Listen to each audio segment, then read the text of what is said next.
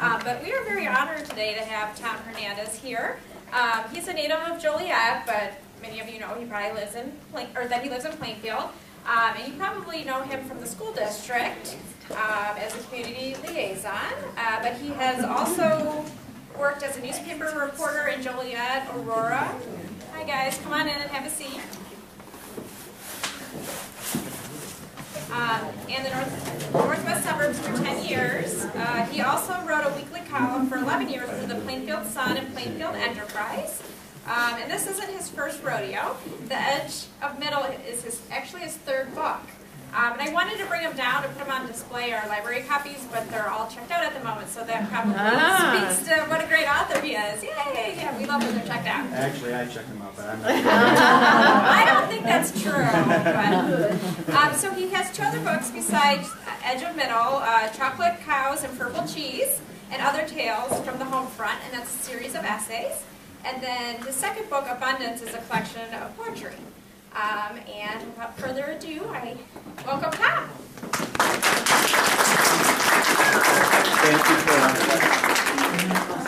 Thank you, everyone, for coming. Yes, indeed, for the weather and for the trouble of the elevator. I appreciate your attention and your time. As Kara said, this is my third book, and not your last. Each one, and not my last, hopefully. Each one kind of chronicles a part of my life. So hopefully there'll be another, you know, but you never know. I could get hit by a bus going outside. Not saying I will. Not saying I will. That's the spirit. Yeah. But I do need to just really quickly, because we have about they gave me 3 hours and I've got about 4 hours of material. So I need to. Not true. It's only 3.5 hours of material. But I wanted to just start out with some quick howdy do's and thank yous. Obviously to the library, thank you very much, and to Kara for being the MC tonight. Thank you to my friends, my friends from my writers group, WriteOn, who are a very big part of this book, actually, because most everything that's in this book has been run by them, has been debated and edited and challenged and pushed and made better. So I appreciate all of you being here. And I would mention, too, that if you're really digging what I'm doing here tonight, we're going to do the same thing tomorrow night with our very first anthology. Yay! Yay! Tomorrow night at the Book Market bookstore in Crest Hill from 6 to 8:30. Tomorrow night's will be better because it'll be free food. So feel free to stop. But most especially, I want to thank my two daughters, Emma and Olivia. Emma is... I'm going to be a grandpa.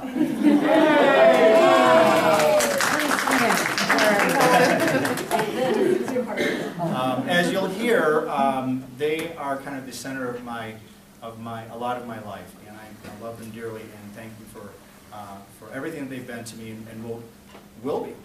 But most especially, I thank now and forever my wife Kelly.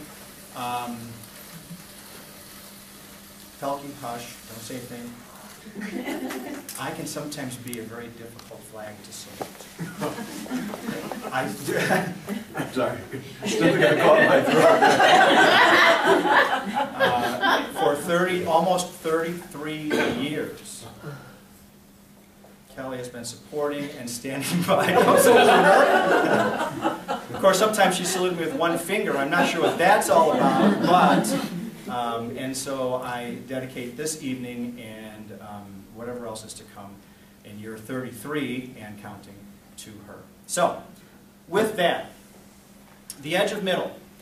I kind of tell people when they ask me, what's this book about? Well, I keep saying it's about middle age. It's about middle age. But it's not about middle age in the way of, oh, my aching back, oh, my knees hurt. Although there is some of that in the book because there cannot not be. When you get as old as Chuck Pelkey is, and things start to hurt and fall apart. But after all, age really is just an artificial construct. It's just one of those things of time and determination and attitude. You know, you are only as old as you feel, and age is just a date, and 60 is the new 30. So it's not about age.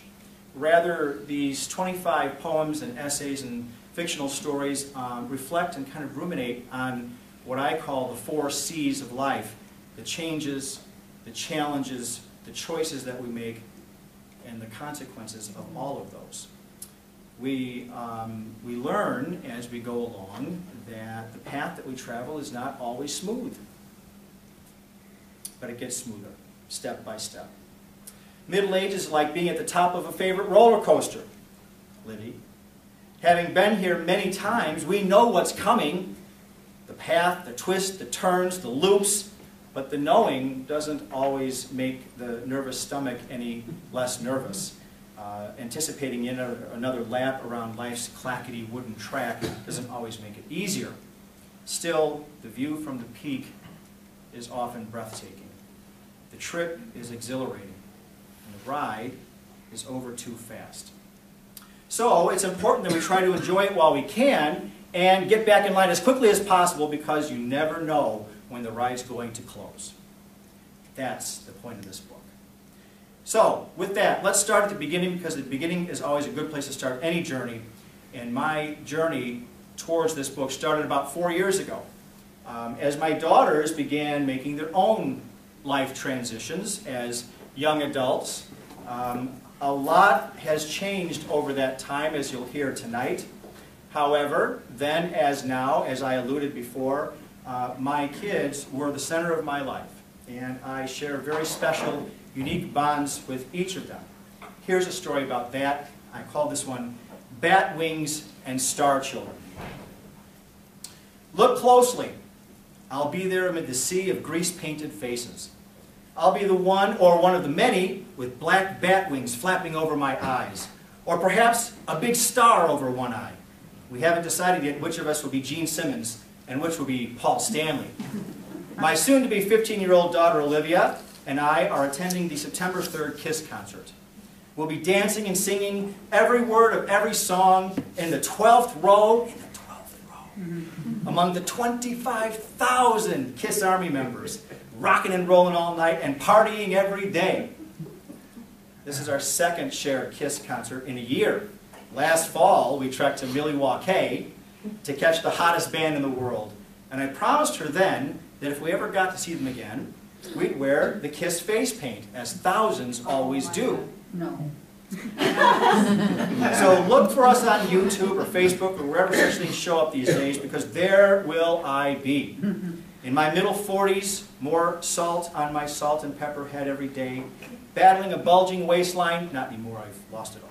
Knees and back creaking like stairs in a haunted house, throat raw from screaming, ears aching from the decibels, eyes popping from the lights, and literal explosions that have made KISS a 37-year and counting entertainment phenomenon, and loving every second of it. Not because any of this is new for me. KISS has topped my list of favorites since 4th grade. I've been a fan through every iteration of the band. This will be my 5th time seeing them, and with a few minor variations of song choice and levels of bombast, the show hasn't changed much in 37 years. So why go again? Why incur the expense? Because after all, no major act's concert these days is cheap. Why do something as silly as wear kabuki paint, knowing that pictures will almost certainly surface somewhere in our social media world?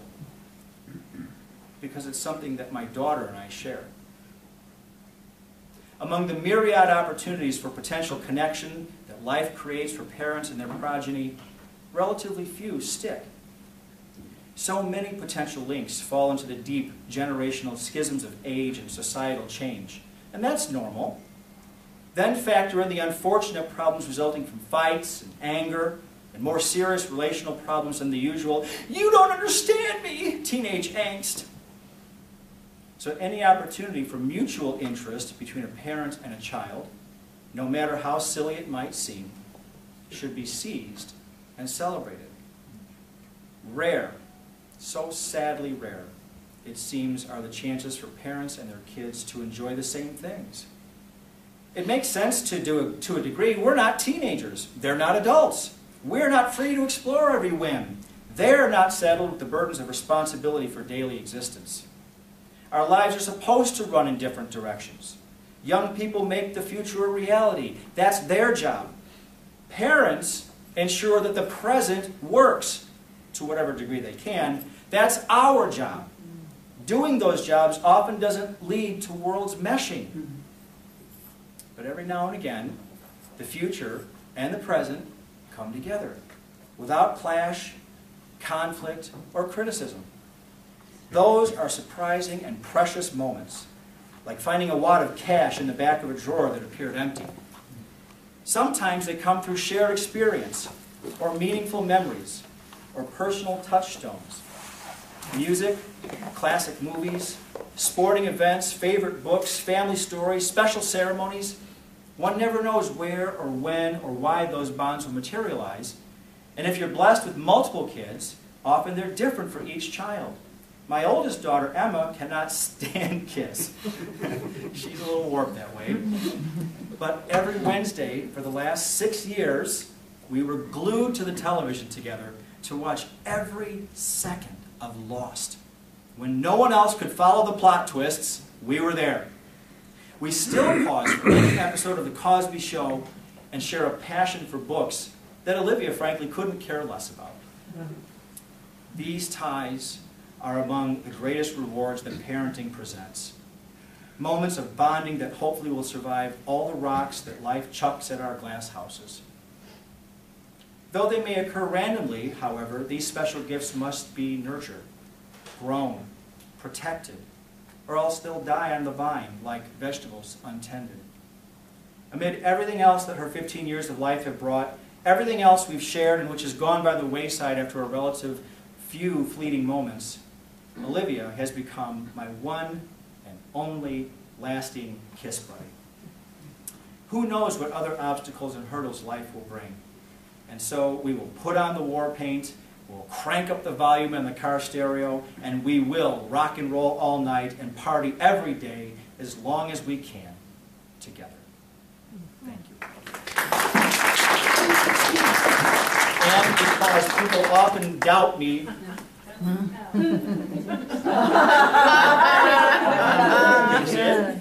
No. It'll take just a moment to warm up here. all right. It's a sight to see, I will tell you.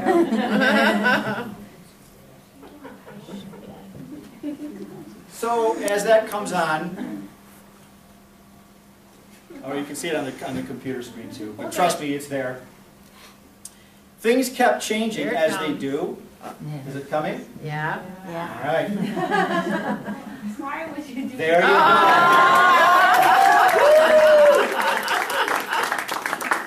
That's cool. Things kept changing as they do. What with the advent of school and boyfriends and work and boyfriends and college and boyfriends. And I started to question my own place in the universe. I was starting to see the writing on the wall. And so I wrote this poem. It's called Transition. For what am I, if not a part of you? I whose eyes became your eyes, so that you could see the sparkle of a star-filled night sky, learning what is and believing in what could be. I whose heart beat for your heart, so that you might know the magic of true love, that you might both receive and share its living power. I whose hands felt for your hands, so that you could learn the warmth of another's touch, human and divine, able to reach the unreachable. I whose soul sought for your soul, so that you might know and value the spirit of all, more meaningful than name, color, or creed. I whose humor broke your frown, so that you would feel laughter's healing balm and be restored to yourself and to each other. I who would trade my own life for the life I gave you, so that you might joyfully raise another high, earning salvation upon the wings of sacrifice. Do I lose my me as you gain your you? Do my eyes lose their sight or cry with joy for your brilliance? Does my heart stop beating or drum louder with pride? Do my hands remain unused or clap loudest for your successes? Does my soul petrify or happily abide as yours blossoms? For what am I if not a part of you? I am the Father, Mother, God, who dreams and breathes and lives through you with you, in you, together, separate, regardless, forever.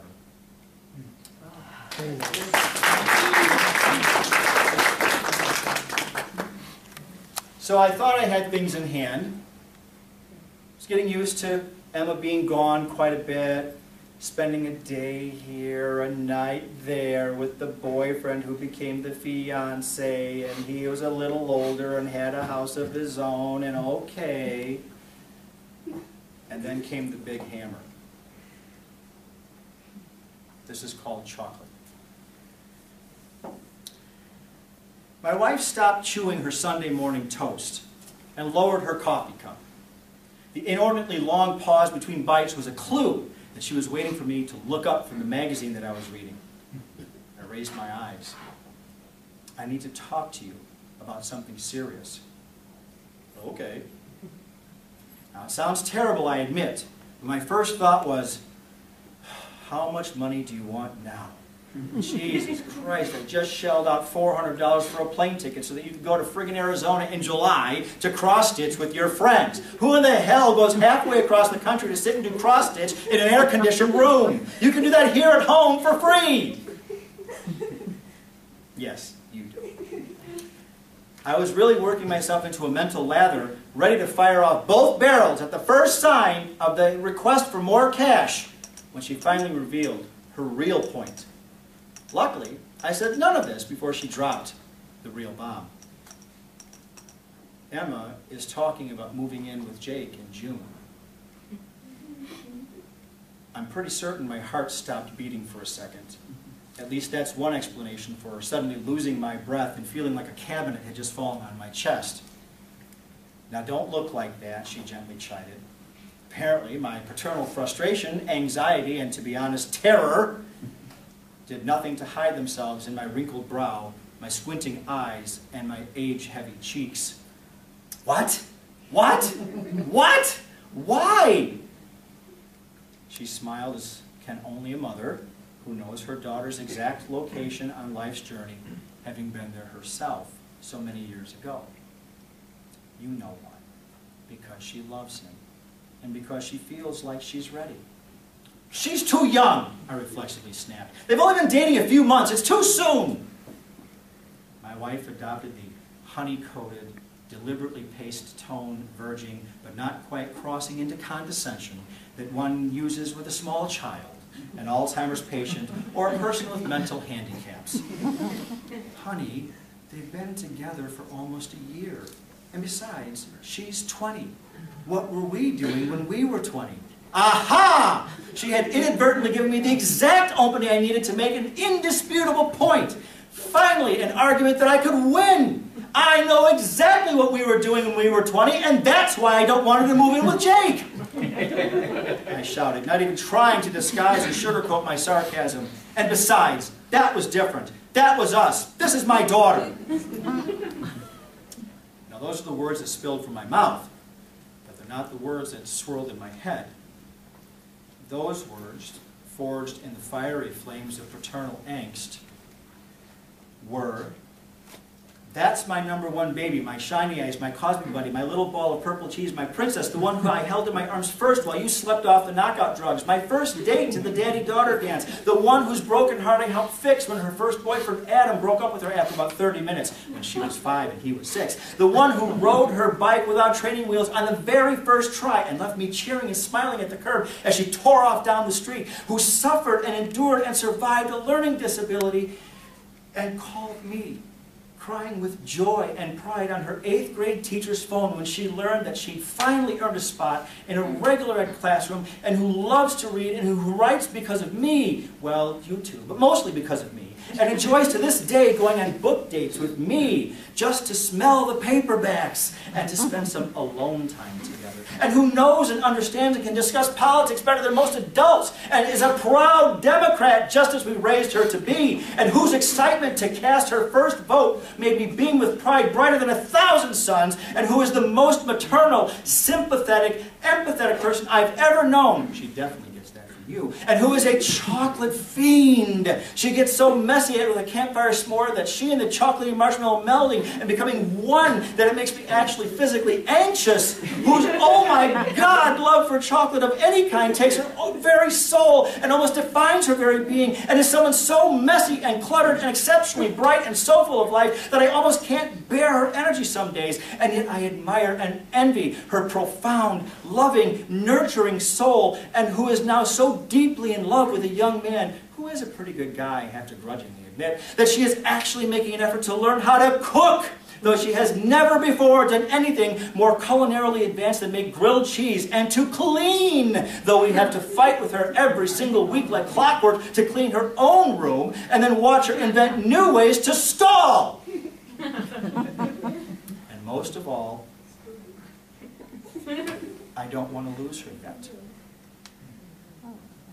What will it mean for me as dad if she goes? That's what I really thought. Then, after what must have seemed like minutes to my wife, it felt like hours to me, I broke my gaze from my wife's and looked back at my magazine. It was the only way to hide the tears forming in the corners of my eyes. Words lined up on my tongue, perched on my lips, ready to leap out and attack. No, no, 1,000 times no, I don't like it, I don't like, she can't, I can't, she, but I said nothing. As the only man in a house of women, other than the dog to whom they cater, I could not win this fight. Unfortunately, the battle is not with my wife, or even my daughter, who is indeed a responsible, mature, thoughtful, intelligent, active, and successful young adult. Rather, the enemies here, as real and predictable and heartbreakingly invincible as the sun rising in the morning, despite their lack of physical presence, are the two worst adversaries any parent, and certainly any father of daughters, has ever confronted. Time and love. Thank